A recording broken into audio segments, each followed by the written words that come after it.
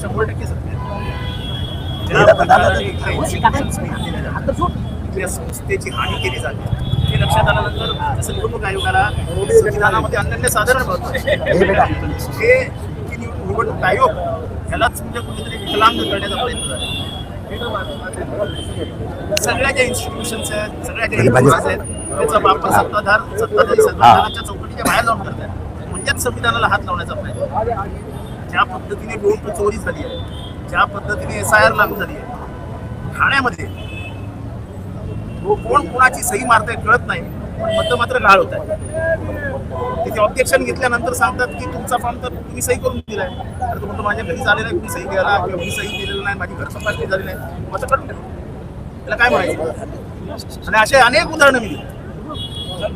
आणि म्हणूनच आमच्या सगळ्यांच्या जे संविधानप्रेमी आहेत त्यांच्या हे फिट बसलाय की संविधानालाच हात घालतो. आता यांची सनद रद्द केली होती असेल सनद, काय गुन्हा केला होता संविधानाविरुद्ध? एका वकिलाची सनद रद्द करणं हे किती मोठं आहे. त्यामुळे संविधानाच्या मूळ गाभ्यालाच त्यांना हात घालायचा आहे, इथला द्वेष पसरवायचा आहे, इथे सूड घ्यायचा आहे.